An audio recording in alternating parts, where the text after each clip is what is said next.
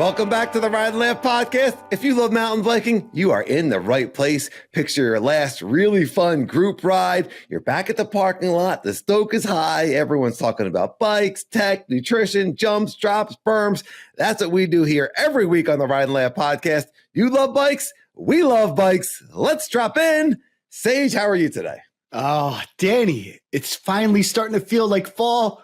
I'm loving it. Danny, how are you doing? Yeah, starting to feel like fall in the desert. It's getting nice and cool. Ooh. Doing rides starting at like 7 or 8 o'clock instead of 5:45. Yeah, I'm complaining about that. Yeah, Even though right. it's still really early. The guys really like to ride early here. Football still comes on at 11, so I understand. We got to get home. You know, Hey. I understand. That's right. That's right. But I'm still in a tank top. You got all your long sleeves. I'm still wearing tank tops. I got the hoodie going on. Yeah, I can't wait to get out to Arizona, man. I know. Anytime, dude. The weather's good. The government's open. Apparently, the air traffic controllers are back to work. Hey, all right. Let's start to fly. Let's fly. Yeah, let's make it happen. I hope everybody had a great week of riding. You know, a couple episodes ago, you told the story about the trail Karen. Yes. And you said, what's the male equivalent of a Karen, of That's a trail right. Karen? Yeah. And we didn't know. I think you said Eric, which It was we the know too many first- Erics. Yeah. Sorry, Eric. Well, Eric's awesome. Any Eric that's listening, and We love Biker, Eric. you're awesome. Yes. And I don't want to label any name, bad, but I did think it was funny that Nathan from Ride Reactive, he responded that the male trail Karen, there's no widely accepted male equivalent for Karen. Some use Kevin or Kyle, but for the mountain bike community, I think we lump it in with what we would call a Jerry. They might even be more of a Chad, depending on their demeanor. Wow. So a Jerry, yeah. or maybe a Chad. And I don't know either. I don't think I know a Jerry or a Chad. So I might be okay with this. Yeah. When he said that, I was like, I've heard Chad before. I don't know if it was in that same context, but I've heard people like, don't be a Chad or something like that. Jerry, I love Jerry because I don't know I have an Uncle Jerry, but other than that, I don't know any Jerrys. Yeah. I don't know, man. Yeah. Yeah. I think of Chad. When I think of Chad, I think of 1980s kind of movies, like the jock kind of cool guy, maybe a little jerky. Yeah. But I don't think of a Karen. But a Jerry, I could see it. Okay. What's Uncle Jerry like? Uncle Jerry's pretty cool, though. I mean, I don't want to diss Uncle Jerry. Kind of flighty. I'm going to say. Oh, Yeah. okay. Yeah. All right. He's not a Karen, though. That's for sure. Okay. All right. Well, hey, Uncle Jerry, you had a chance. You had a chance to save all the Jerrys out there. All the Jerrys that are listening, that are mountain bikers, they're like, come on, Uncle Jerry. Come through for me. Please be cool. Come on. Tell us how cool Uncle Jerry is. Uncle Jerry, you blew it. You kind of blew it. get him on a bike. All right. Yep. Trail Jerry it is. Thank you, Nathan. Awesome feedback. So funny. Yes. Going back to another few podcasts, and we were talking about looking at lines with fresh eyes. Yeah. And we really had that experience when you were in Arizona. At least I really had that experience of you being here and me already having features in my mind that, no, I'm not doing that. That's too hard. Yeah. You know, there was the drop, the goalpost drop and the on-off rock and all these features that was just like, you saw it and you were like, yeah, we can do that. And I was like, Sage, I know you're new here, but no one's told you we're all scared of it. We're not doing it. Yeah. Look, I know you just got here, but nobody does these. Yeah, you were being a Jerry. Except for the really, really awesome riders. Yeah. Yeah. And you were like, step aside, Uncle Jerry. Yeah. We can do that. Hold my coffee. Hold my coffee. And so then we started talking about what if we could bring fresh eyes to our trail all the time. Love that. And look at and find new lines, right? And so I kind of came up with this analogy in my mind and I'm workshopping it. So let me know what you think and listeners, let me know what you think. But if you were to start a new job, if you were to get hired at a new job and you're taking over someone else's position and you go and you start your first day and the other person got terminated, they weren't doing a good enough job. They were terminated for whatever reason. It's not your business, but you don't take everything that they did personally. You see everything that they did, and you say, okay, I see what's been done here. Now moving forward, how am I going to handle this job? So if we look at our past experience and instead of taking it all personally and saying, that's all my stuff, I need to be associated with that. No, you just got the job today. Move forward. Don't worry about all that past stuff. Does that analogy work? It kind of does. Too complicated? No, it kind of does, because I'm assuming you've already been working at this place. You got promoted into this position. So you kind of know the lay of the land. You kind of know, what's expected of this job. And so the same, you get to a trail, you already know the trail. We're going to try and look at this trail and with new opportunities and new eyes. And I do like that analogy works. I like that. I really do. I would say you may not have been working there, but you're in the field. You got hired for this. Like, you're good at this. Yeah. This is the job you're good at. Yeah. The thing that I've been experimenting. Go ahead. Your boss is Jerry, by the way. Just so you know, your boss is Jerry. You're going to have to deal with it. Jerry wants to see you in the conference room right now. He just heard the podcast. Uncle Jerry is not happy. Look, Ken, I gave you this job, and then I hear you. Okay. All right, go ahead. I had the visual of like the office, the boss in the office. Yeah. We're going to have to ask you to come in on Sunday. His monotone voice. On ride day. Yeah. But no, I've been experimenting. Since you brought up that question, I have been experimenting with trying to look at trails with new eyes, because Mount Penn is one of those places where there are just so many really technical features, and I struggle heavily on a few of them. They're just, we talk about this, like, oh, it doesn't suit my eye, right? There's features that don't suit my eye. And I'm like, okay. Yeah. And I'll just look at it and I'll be like, okay, you've tried this line, you've tried that line. What about this line? A line that I thought that would be dumb or that would be silly. And I'll purposely go at that line. Does it work? No, it doesn't always work. But sometimes you do find, oh, wow, that wasn't as bad as I thought it was. Or instead of trying a new line, try a different move, or a way into it, So yeah, I have been experimenting with that. And it's kind of like your new job analogy. Like, okay, this person was doing it this way and he wasn't getting the outcome. So what can I do? I'm coming into this position. I'm coming into this trail. What can I do differently, to get a different outcome instead of the same outcome?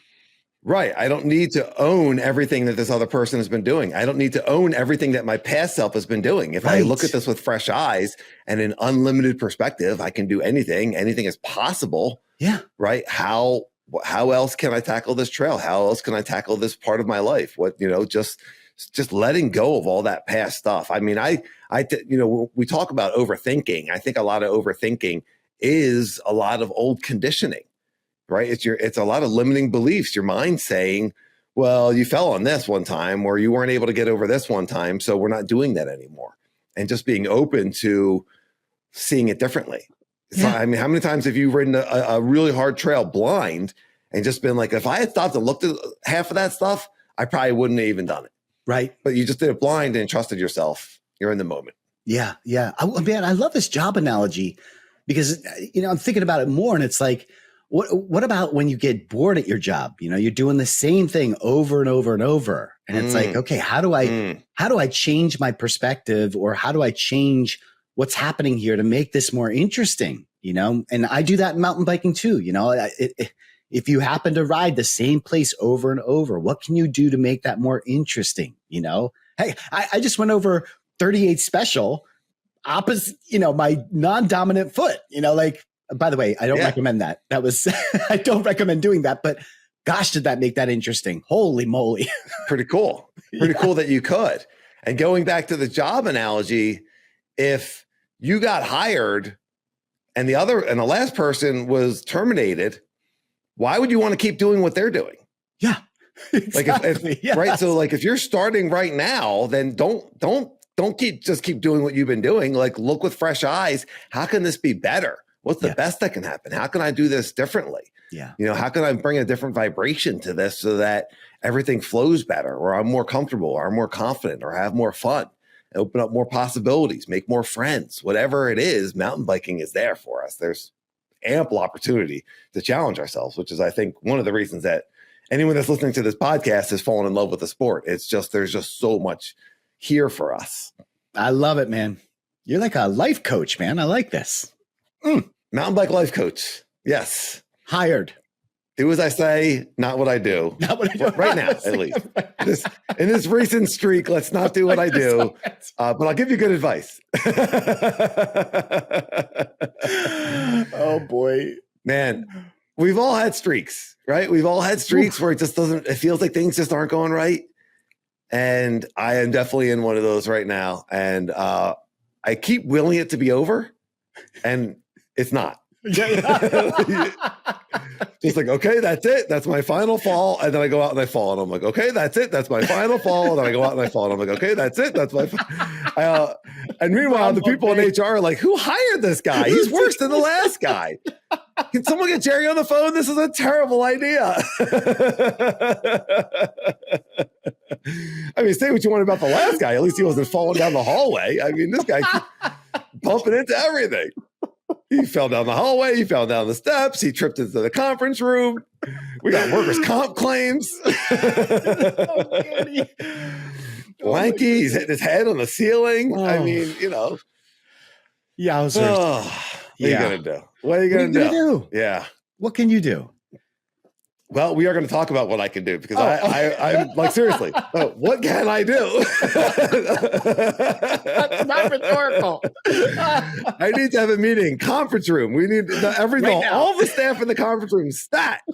Yeah, what is going on that this guy keeps falling down? We can't handle these claims anymore. Oh my goodness. We're about to get Chad back. Everyone's like, no, not Chad. Oh my gosh. You need one of those things that's like this many days since I've fallen. It's just always at zero. Yes, and just keep resetting it. Yeah. Mine this many days since the last fall only goes up to 7. And it just resets by itself.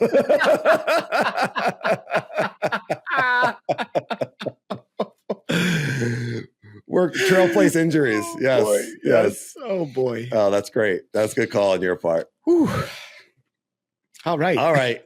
We are talking about episode 23, Stop Absorbing the Trail. This mountain bike tip unlocks confidence on jumps, slabs, and more. Oh, yeah. What was the tip? Stop absorbing the trail. What was the tip? That was the teaser title. That's right. We're going to be active. We're going to be active and be, what was the word that we were using? It was intentional.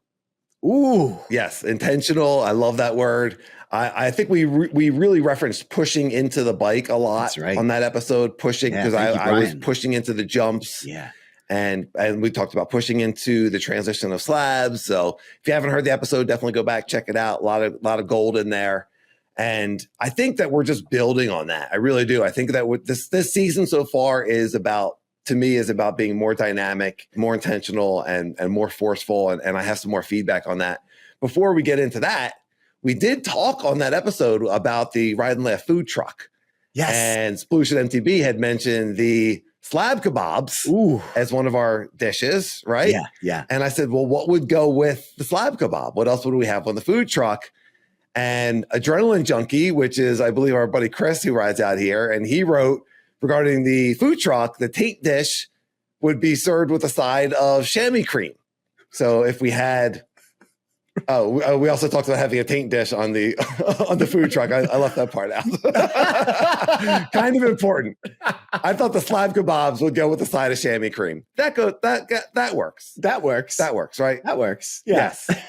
Slab kebabs was the side of chamois cream, and then Butler does it. Ryan Butler, our friend who got hit by the javelina, and is healing. I am in touch with Ryan. He's doing great. All right, Ryan. So Ryan also wrote follow up, and he responded to Chris's message, but this is my first thought, and you beat me to it. That's what I get for listening a day late. Cream of chamois sauce. Great pod, boys. Yo, cream of I like that.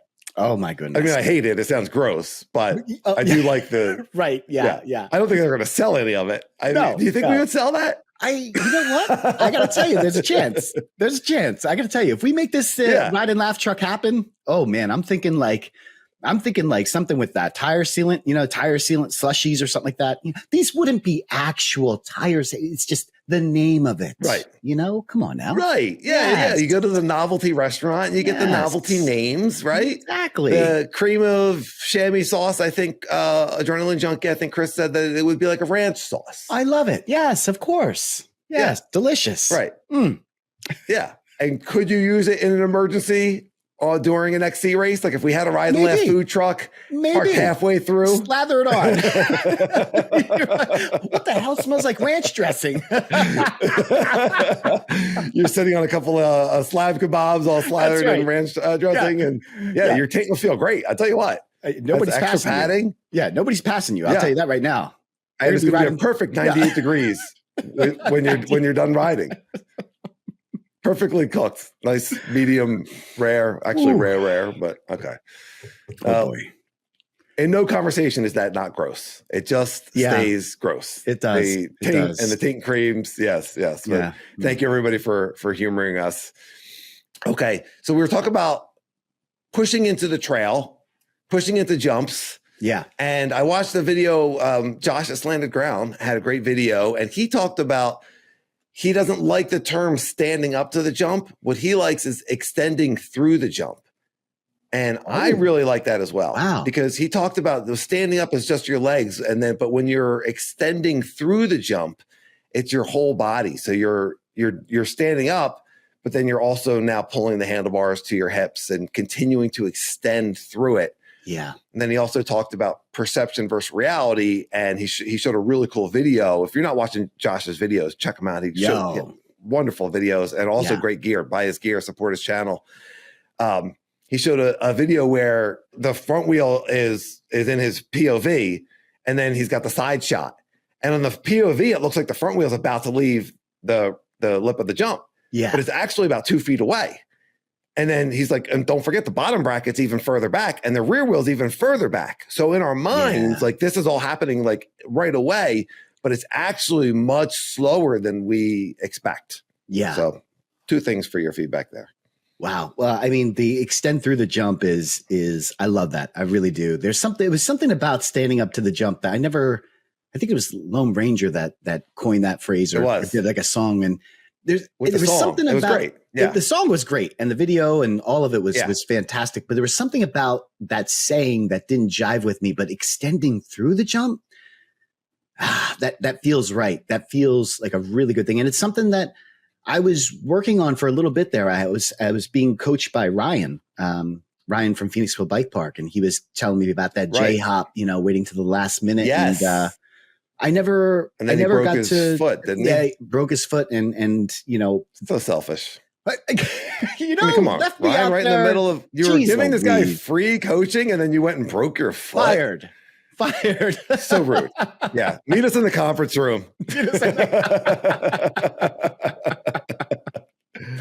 Oh boy. But yeah, I never followed through with that. And it's something that I don't do. I don't typically find myself extending through the jump.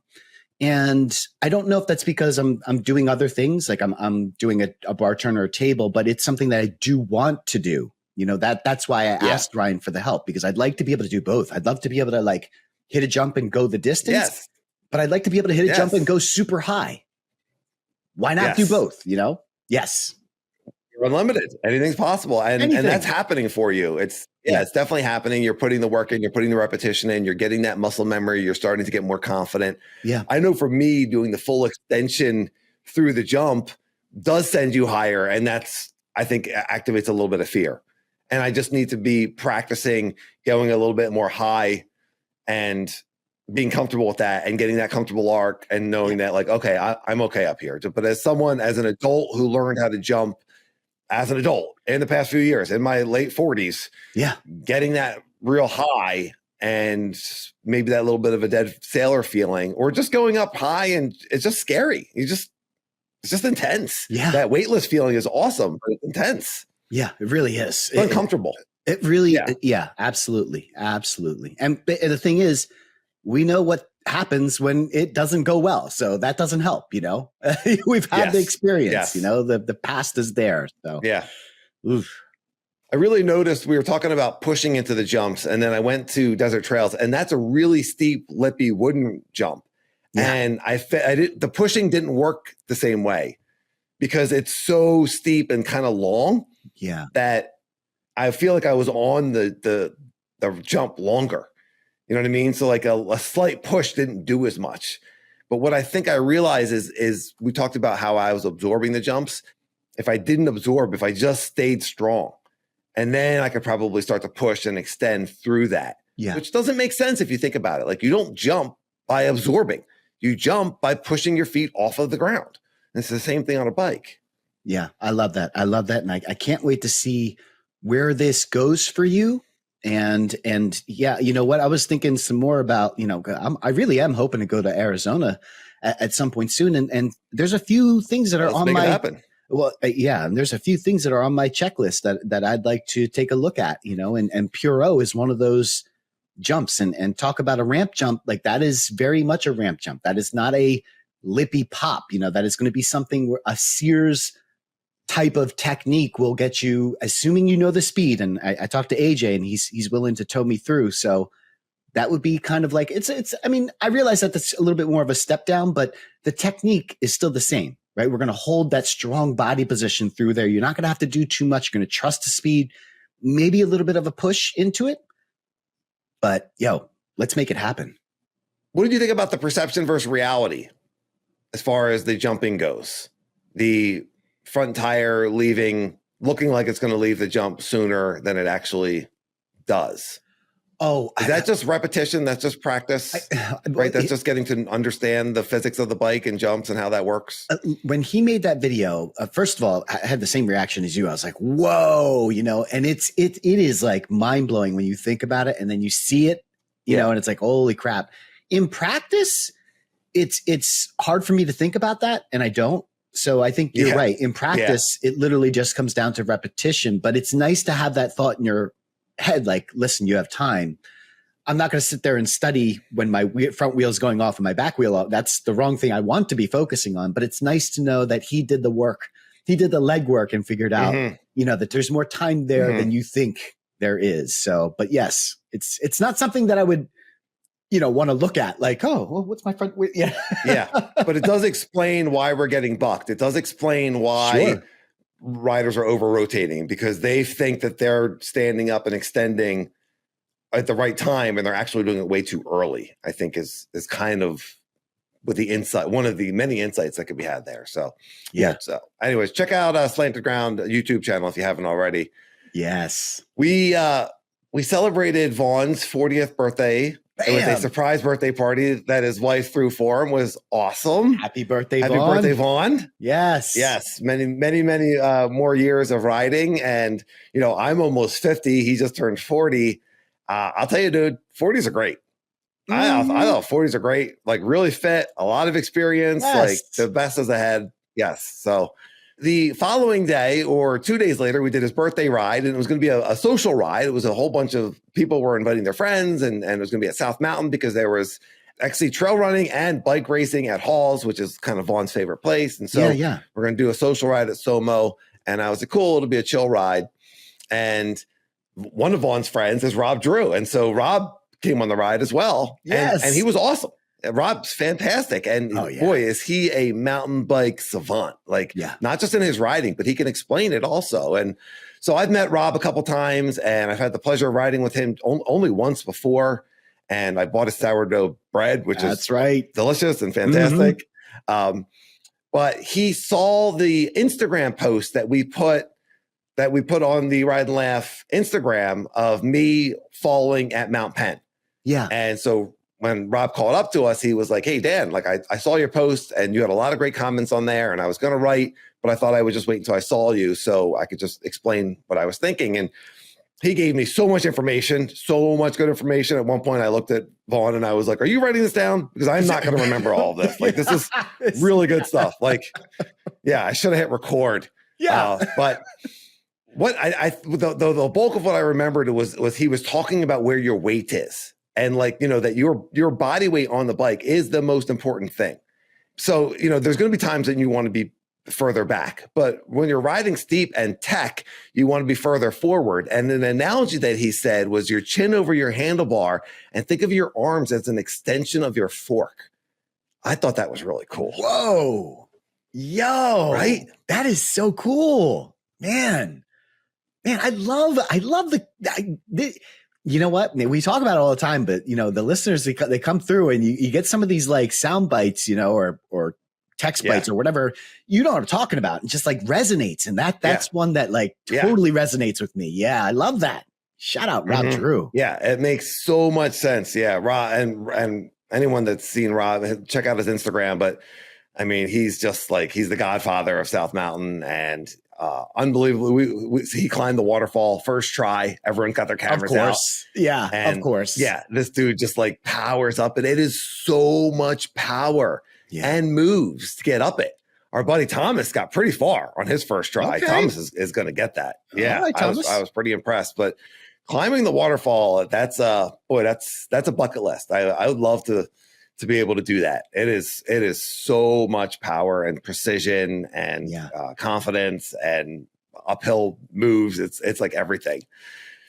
One of the things I was asking Rob is Rob Drew, he was talking about, practicing that good body position, going out on rides and practicing that. You and I have talked about that. Oh, yeah. And I said, well, that's one of the reasons I was thinking about, like, I'm really leaning towards getting an e-bike is so I can session some of these downhills and practice that. That's right. And he really kind of cautioned me that the e-bike, the weight of the e-bike and the power of the e-bike may not translate over to the analog bike, that it's what you learn on the e-bike may not necessarily carry over. So listener feedback here, I know there's different weight e-bikes out there. There's different class e-bikes out there, but listener feedback, have you found that to be the case? Or have you been able to build skills in your e-bike that have translated to your analog bike? I know that day that we jumped our e-bikes, when we had the demo e-bikes, that day that we jumped them, it translated. Like, it did feel different. When we went back to our analog bikes, it did feel different, but the e-bikes gave us the confidence. So I still feel like it would be a good thing. Two different things though, right? I mean, what Rob is talking about isn't jumps. He's talking about tech. Yes. Yeah. When we were doing the sessioning with the e-bikes, we're doing Skyline and stuff like that, among other things. But on Skyline, that weight does kind of help because it stabilizes. I felt very stable on the e-bike. I don't know how you felt, but like for me, it helped me to get over the jumps. Yeah. Is a very centered, balanced feeling. I did note because we tested the Levo 3, but then I got to test the Levo 4. And when we were out in Arizona, we tested the Pivot. I forget what their e-bike is. You were on the Shuttle AM. The Shuttle AM, that's right. Yeah. And I did notice that it was harder to control the e-bike in the tech. In fact, I noted that several times too, that like, the power delivery was throwing my movements off. And then trying to move the bike, I mean, man, these e-bikers must be so strong and so fit, because I struggled very much so. And several people have commented in, like, I think Shelly is one of those people that said you get used to the weight. But I think what Rob's point is that weight is not the same. It's not like, okay, you get used to the weight, but like when you get back on the analog bike, it's not like that helped you. It's almost two different tools. It is two different tools, but does one help the other? I don't know. It's a really great question that maybe our listeners can help us with. I know that I did not feel like it helped me on the tech. It made it easier, but it did not help me on the tech. I mean, it would open up more possibilities. It would open up more trails that I normally can't get to. And you could practice body position. We talk about BMX riders being good at mountain biking. We talk about dirt bike riders being good at mountain biking. We talk about trials riders being good at mountain biking. Those are all bike skills that they've learned that are good at mountain biking. Well, if you're practicing mountain biking on a mountain bike, it's just heavier. Am I just talking myself into this? Ride Laugh One at Gmail, YouTube. I love it. You do it. You talk yourself into it. I love it. Listen, if you were trying to get like me to like tell you not to get a bike, not going to happen, bud. No. I'm in team new bike. Yeah. Oh yeah. Team new bike. Get yourself an e-bike. I would be disappointed. I agree. And thank you for that. Yes. I'm on team new bike also. But I would be disappointed if I got the e-bike and then I felt like it wasn't helping my skills. It wasn't helping me progress. I think, listen, I mean, you'd have to talk more to Rob about what specifically he meant, but I think that the majority of the things that you would pick up by being able to do repeat trails on the e-bike, it's going to be good. I think the majority of it is going to be good for you. So I wouldn't worry about it too much. Yeah. But listeners, let us know. I like how you're just having to argue Rob's point. You're like, I didn't make this point. I don't even have an e-bike. Yeah. I wasn't there. And Rob, here somehow I'm Roger. Rob's in his ear. Say this. Well, this guy doesn't know what he's talking about. I think Rob's point was probably practice on your analog bike what you want to be good at on your analog bike. I think he was trying to tell me to practice body position and go out and be very intentional about that and go for rides where I'm just practicing that, find a feature that I'm going to do over and over and practice it, make it a thing, I think is what he was trying to say, instead of just saying, oh, what if I get a new bike? Won't that fix all my problems? Yeah. It's classic mountain biker. I know. Yeah. I talked to Jeff Jackson, because he's one of those guys that I was so impressed when I rode with Jeff Jackson. His movement, he's always in the right position. Like you're not going to ever find Jeff in the wrong position. He is working that bike, and ask him what his experience has been, if it's helped him on the analog bike, because he works that e-bike like nobody's business. Yeah. Well, he will let us know. Jeff Jackson is great about YouTube comments. Anyone listening, certainly get into the YouTube comments, and it helps the algorithm, helps the podcast. Yeah. I'm kind of in this limbo. I'm waiting to see what happens with the e-bikes. We talked about this on a recent podcast, where I feel like they're starting to be more full power and maybe lighter weight. I feel like the technology is just kind of like starting to upgrade a little bit, but you always be waiting. At some point you just got to buy it. It's like getting the new phone, right? You just got to get it, and you'll like it. I'm sure it'll be fine. Yeah. Mm-hmm. So. All right. Well, later on in that same social ride, we get to the decision point, and we have this big group. And so we were deciding how we were going to get back from the climb that we had done. And there were several options. And Rob says, well, what about Old Man?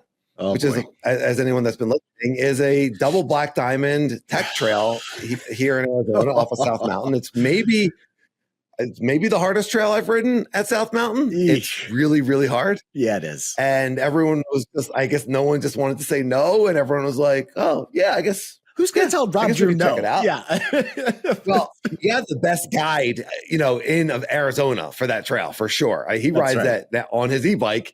He told me that's like his lap, like his daily lap is like up to Old Man and then down. And, he could just knock, because he lives right on the mountain. So, certainly a great guy to lead us through. And so we climb up to the top of Old Man and we start going down. There was a fall almost immediately, not me. That rider was okay, and he got down the rest of the mountain in one piece. He did great. I think probably just the steepness and the looseness just kind of surprised everyone at first. Yeah.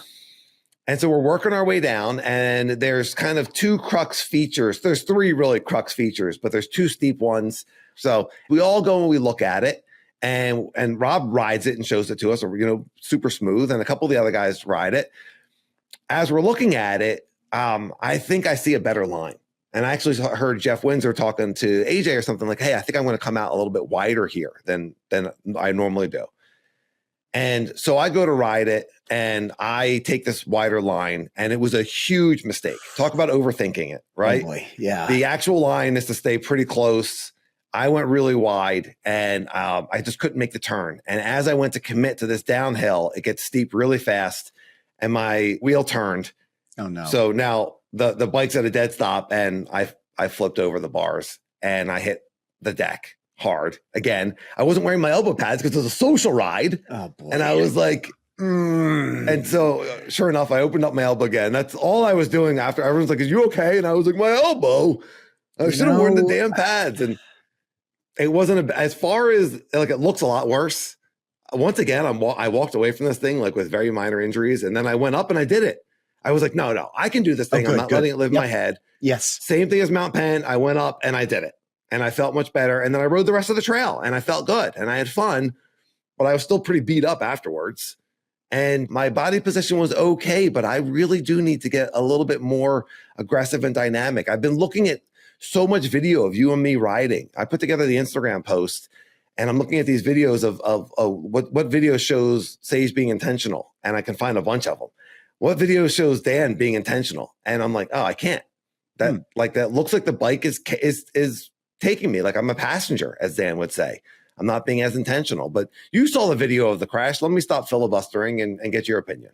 That trail, holy moly. That trail is something else. And this is one of those, if you're watching on the YouTube, the GoPro does not do it justice. I'm telling you, this is a steep trail all the way through. And the hardest part is everything's loose, except for these, like every so often you have this exposed rock, that's your one rest, oh, by the way, that exposed rock happens to be at a, 90-degree angle. So have fun. Yeah. So it's like, you're just super steep. Yeah. You're fighting the trail the entire way. This old man is cranky. He has had he is done. It's nothing more that he likes to do than taking young whippersnappers and throwing them on the ground. They should change it to Jerry's trail instead of old man. It should be old Jerry. Old Jerry's trail. I told the guys, I said at the bottom, I said the worst thing about this trail, because there's Old Man Trail and then there's another trail in South Mountain apparently called Young Man, which I think it's a hiking trail, but Young Man. I said, can we stop naming these trails after dudes? Like, there's no way for me to not say that I went down on Old Man. It sounds horrible. Yes. I mean, not that there's anything wrong with that, but if I was gay, I don't think I'd be into old dudes. Ride Laugh @gmail. I'll tell you what, he wasn't into you because he ejected you real quick. No. Yeah, he was like, oh yeah, honey, out of here. Yeah. This date is over. Yeah. I'm sorry to hear that you went down again. I did not get a chance to study the video, but okay. Yeah, boy. Ooh, you were on a streak, man. That number just keeps getting reset. Yeah. I'm just like in the streak of going down, and it's really taking the joy out of it. This thing that I love to do, the mountain biking, I love to do so much. It brings me so much joy. And like, I'm just like, my confidence is shaken and my desire to get out and ride is getting less and less. I just like almost need like a break, like, go for a couple of hikes, or maybe I'll just ride the pump track or something chill, but it's just, it's not fun. Going down like that is not fun. And then looking at like my body position and thinking like, oh, I may not be doing this right. And I know I've ridden at really high levels before, and I've had streaks where I haven't gone down for a really long time, and I'm super confident. Yeah. But my advice to you would be completely different than my advice to somebody else. I know you so well, and we've ridden together for so long. I have years and years of video evidence of you just absolutely smashing it. Like just taking this bike out for a ride, not the bike taking you for a ride, you taking that bike out for a ride. The same exact jumps on Skyline and Phoenixville and blah, blah, blah. I look at these videos, and you are absolutely in charge. And, for someone else that was having this kind of experience, maybe my advice would be, you got to take it easy, back it off a little bit, and just kind of start back at the basics. The advice that I have for you is, I think there's something more serious going on. I don't equate this to a, get back to the basics type of thing. I just think that you have a lot going on in your life, and you are not where you're supposed to be right now. And I think that you are feeling the pressures of that come out in your riding. You're the one comment that we're getting back from Lauren and, several other people is you're riding stiff. Oh, you are riding stiff. You are very tense. You are can see it in your body. That's really good insight. That is a major theme. I feel like loosen up.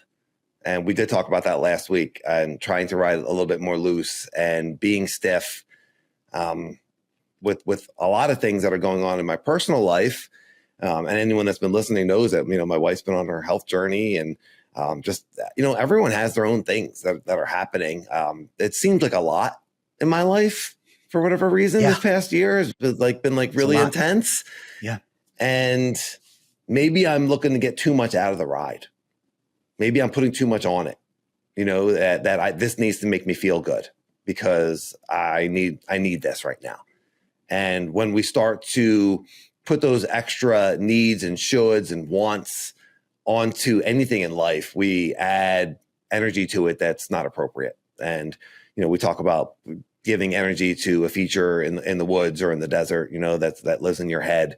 And the same thing is that's having anxiety, but even living in the current moment if I am saying this needs to make me happy, or I need this to go well, or I need to, this is going to make me feel worthy. This is going to make me feel complete. This is going to bring me joy. Wrong reasons, right? You're doing things for the wrong reasons. Yeah. I mean, very simply put, mountain biking, at the level that we're riding, right? There's mountain biking, on a canal trail, or mountain biking at a green flow trail.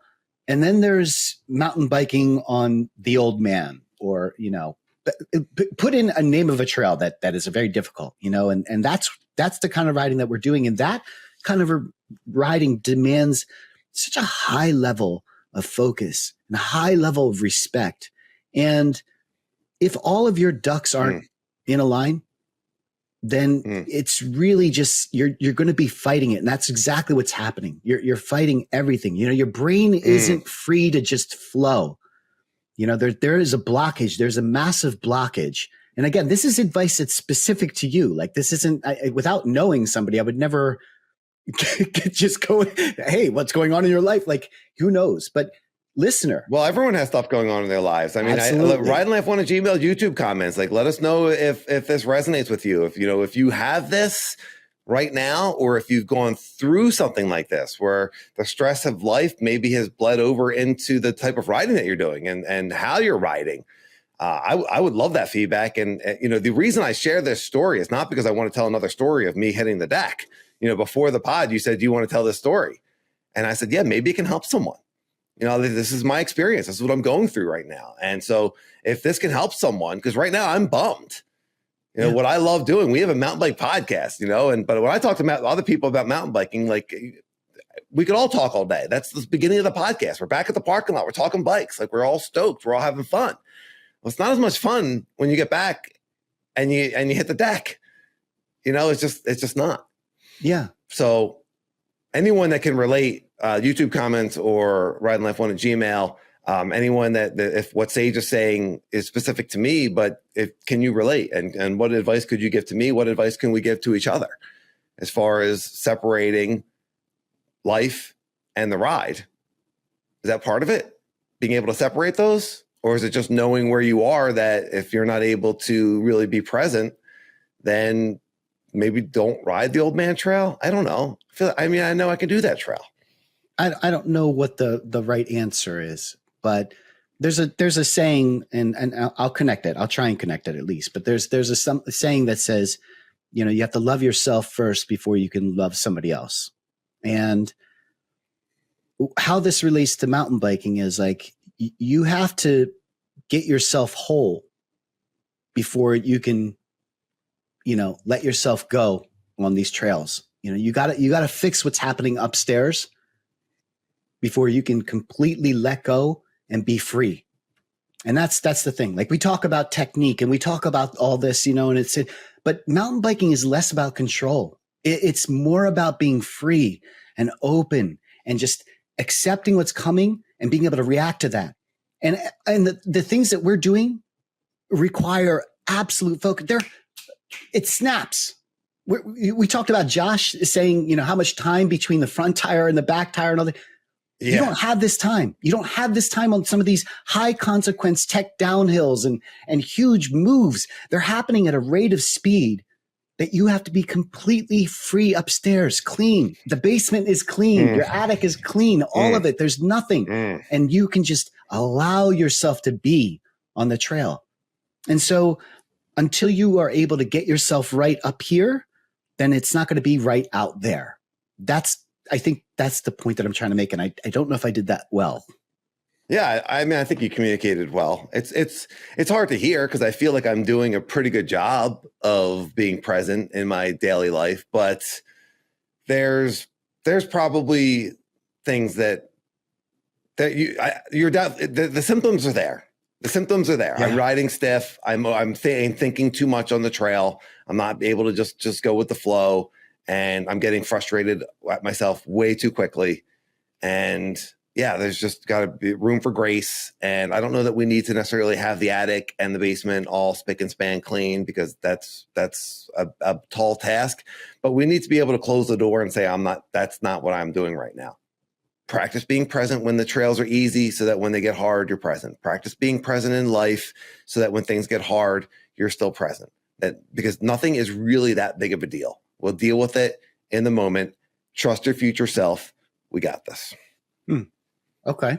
I don't know I don't know that was where I was going with it, but I like what you're saying. That's where I went with it. Okay.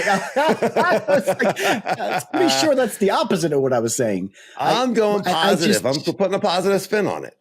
Because what's the action? I mean, what's the action step on what you're saying?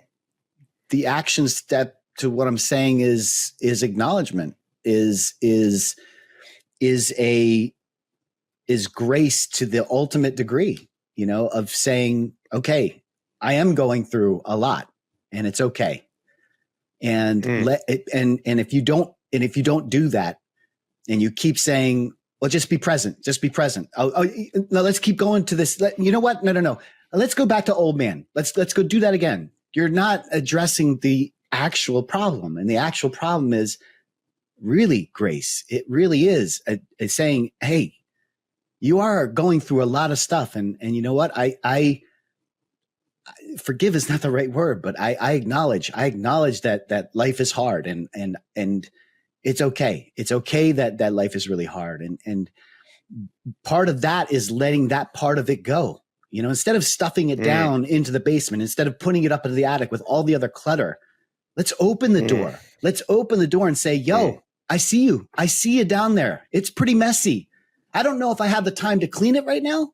I don't know if I can clean it all in one day, but I acknowledge that there's stuff in the basement and I acknowledge there's stuff in the attic. And you know what? I'm going to go down there and I'm going to clean up one bit at a time. Or maybe I don't, and maybe I won't. Maybe I'm just going to acknowledge it, but I'll clean it a little bit later.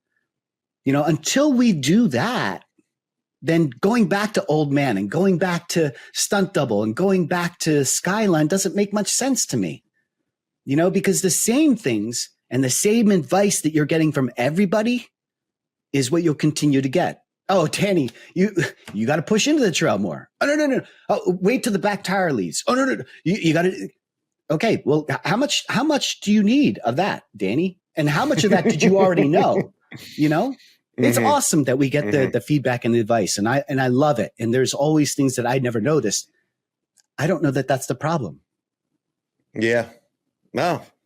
Solid points, man. A lot to think about. I think, just sometimes sitting with some of these uncomfortable emotions and, like you said, just giving compassion and love to ourselves and just seeing what we need. And then in that moment, is this what is going to be best for me? Is it a ride right now? Or is it just like giving myself some grace and get some time off or whatever it is? I don't know. I don't know that time off. Yeah. I don't know that you need to take, I'm not saying take time off. I'm just saying until you get your head right, maybe not do, a 50-foot super steep slab, something that's super high consequence. I don't know, and that's going to be up to you and up to, if our listeners are experiencing the same thing, that's going to be up to you to decide, what am I capable of right now? But allowing yourself to be okay with that thought of, okay, maybe I'm not right. Maybe it's not something that I can physically do. Like, I can, push into the trail. Maybe it's just upstairs. There's just, you have blockages and all this stuff. And that's a hard one that you're going to have to answer for yourself, do I do, old man? Tell me how to deal with the blockages. That's what we're all thinking. But I say it tongue in cheek. I say it tongue in cheek because there is no one way. For me, it's writing in the gratitude journal. It's talking to my wife. It's talking to my friends. It's contemplating. And I do walking meditations on Insight Timer. I've used that as my gratitude of the week in the past. These guided meditations, and I read books. And so, there's not one answer on how to, fix a busy mind. I didn't know how deep you wanted to go into this. And we had a conversation because we talk, we're best friends and we talk all the time. And so I've been thinking, I love you, man. And I'd be lying if I said that this doesn't worry me and it doesn't like keep me up. And I don't think about it all the time because I do. And the biggest thing that I have a problem with on the universe talk in the gratitudes, and it's something that I mentioned to you is this talk of being present, and all this stuff. And it's like, oftentimes it doesn't acknowledge, it just keeps you moving forward. And I get that, right? I get that we want to be moving forward, but life is happening. It's happening whether you want it to or not. So it is very helpful to be present, but there's never space. There's never time in the things that we say to have acknowledgement for all the things that have happened in the past. And that's not fair. In my opinion, that's not fair. And I'm the type of person that needs to go back and say, this happened, and I'm going to make sure it doesn't happen again in the future. But I need to know that Sage, it happened. And you know what, Sage? You done screwed up, and it's okay. And I forgive myself. That's huge for me. Is like, listen, I went through personal. Let's get personal. I've gone through a really painful divorce, and a lot of it was my fault. I was not a very good person. I wasn't a very good husband. I wasn't a very good dad. And I held that. And so if the universe talk was saying, well, just be present, that's cool. And then I'll just move forward. Like, I don't have to be that person going forward. That's great. The part that was missing is I never forgave that person. That old Sage, I never forgave that person. And so I'm just carrying this luggage around with me as I move forward in life, and never got to drop off that luggage. And it wasn't until I said, dude, you were a jerk, and you weren't the best dad, and you weren't the best husband, and I forgive you. And that was huge for me. That was really big. Acknowledgement. That is very personal. Thank you for sharing. If you decide to keep that in the podcast, that is very personal. It kind of goes back to the original analogy at the beginning of the podcast, right? We're starting the job. Yeah. And you got to look at everything that past employee did. Yep. Okay, this is where we're at. And how am I going to fix that so that we can now move forward and, do better at this job? And in your case, you're talking about giving yourself forgiveness.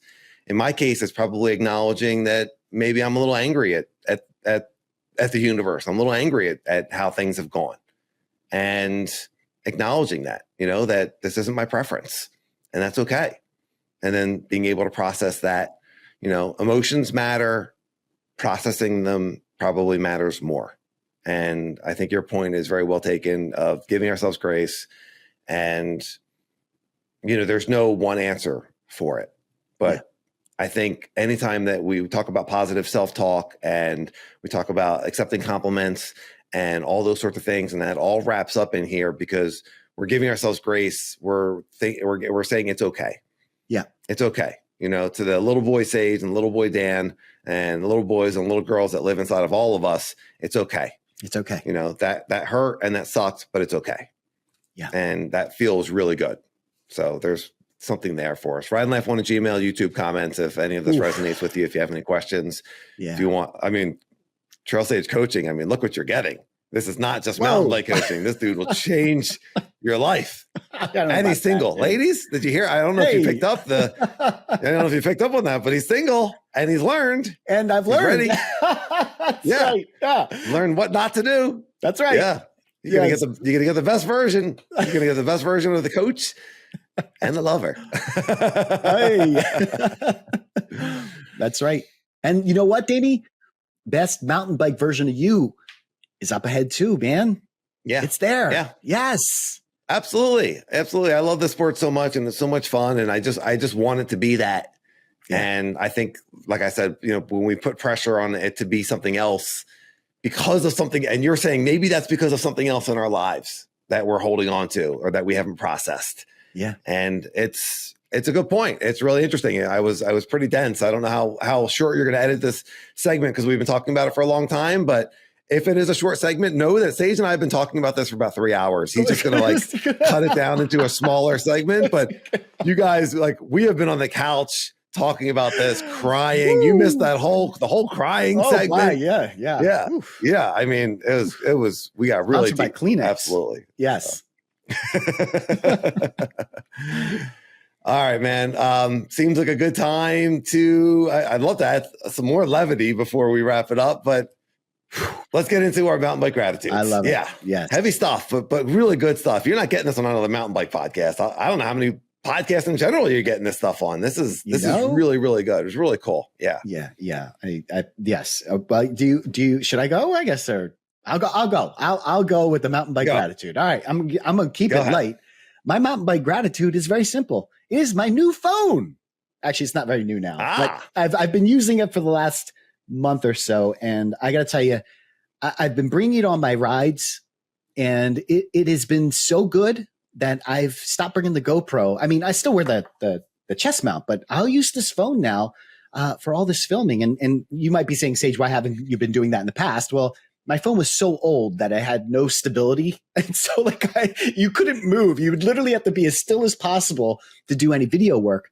And this new phone. And you used to carry 2 GoPros for anyone that hasn't ridden with Sage. Because I couldn't. He used to wear a GoPro and he would carry another one. That's right. Yeah. Yes. But now with this phone, it's like the new iPhone 16. This isn't a promo for iPhone. I'm sure all phones are awesome now, but that's what I happen to get.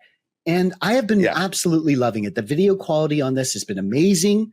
I don't know what to say, but my gratitude is to this phone. You know what? And gratitude to the old phone for getting me to this phone. You know what I mean? Yes. Well, gratitude to smartphones. I think they're absolutely incredible. Really and you could really do like a pretty big segment on how smartphones have impacted mountain biking. There's so much in there. But as far as on the ride for us, shooting video and being able to share video is huge. And our friends that are able to shoot video and share that with us for the podcast, that's huge. Yes. Just simple apps like Trail Forks, the maps to be able to get to the trailhead. I mean, there's just so much on this phone that is just like really, really, really convenient and really awesome for mountain biking. So excellent gratitude. I'm glad that you got a new phone. I'm glad it's working well and your footage looks fantastic. Thank you very much. Danny, your gratitude. Yeah, my mountain bike gratitude of the week goes back to our trip to Pennsylvania. And I have to give it to your family because when I went to Pennsylvania, I stayed at your dad's place and his lovely fiance, Toshko, and your son, Jack, is also living there. We shared a 3rd floor apartment together. And just the sweetest, nicest people and so welcoming and so kind. And of course, I know I've met your dad and hung out with your dad and Toshko before. I haven't seen Jack in years. I certainly haven't spent any amount of time with him. And what a nice young man. I think he's 20, but he's he's so polite. He's so cool. He's chill. He's funny. He's just a cool dude. I'm so happy for you. I'm so proud of you. Like, I know what you and Janet went through raising these boys, and you're not done. You're still a dad to young men. Yes. But man, to you and Janet, like, good job. Like, Jack and to Jack also. I mean, he's taken responsibility for his life, but just your family is awesome, and they were welcoming and sweet. And I don't think it's a surprise to anyone to know that Sage's family is awesome. But gratitude to the Thompsons, and so thank you very much. Oh, that's awesome, man. And I'll have to tell my dad to listen, and Jack to definitely listen to this episode. I mean, I'm sure they listen to all the episodes, but yeah, dude, that's awesome. And we loved having you here. Just tell them right after the crying part, Dan gives you guys a really big compliment. You get through like 15 minutes of sobbing and then he yells at Sage to give him answers to life. And then right after that, that's the part that you want to hear. Right. Yeah. When he demands Sage give him all the answers for his happiness in life. Yes. Oh boy. All right. Well, let's keep it light. Let's keep it light on the mountain bike tip. And this is something that we talked about briefly last week. And it's fall over here in the PA. You don't have leaves out in the desert, but holy crap, do we have leaves, and it's gotten deep. And I've been pumping into the trail, and it's been buying traction. And I know leaves are not the same as rocks, but I can't wait to get to Old Man and try this technique of just like squishing that bike in and just buying purchase. That tire is just getting under those leaves. It's just, you could see like the leaves shooting out from the sides. It feels really good. And that's the mountain bike tip. literally bouncing. How dumb does that sound? But it's working, Danny. And listen, when I first did it, we talked about it last week. I literally just bounced up and down on my bike. Now I'm timing it out. Like I'm trying to okay, bounce here. Okay, here's a turn. I'm going to bounce into it and really get it to grip. Just try it. I'm not saying get specific. I'm just saying literally just try bouncing on your bike as you go down a trail. And it doesn't have to be steep. It could be on a flat trail. Just try bouncing and see how that feels. I love it. Yeah. I love it. Yeah. I think start with the bounce. I think that's a great tip. I'm looking forward to trying that. You certainly don't need to go down Old Man Trail or something that steep or that loose to try this tip. Right. Especially if you're in Arizona or if you're riding anywhere where it's still sunny and maybe sandy, you can do this on any trail and start to feel, I mean, how many people know what it really feels like for those side knobs to grip, to actually be able to get really comfortable in a corner? I think that's right.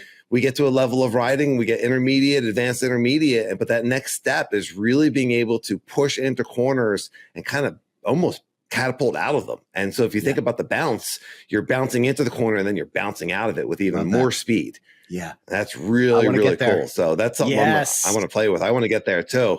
Woo. And, but yeah, certainly leaves and loose dirt and sand and Arizona or Utah or Southern California or wherever in the world you're riding, Australia, New Zealand, I'm sure there's loose dirt.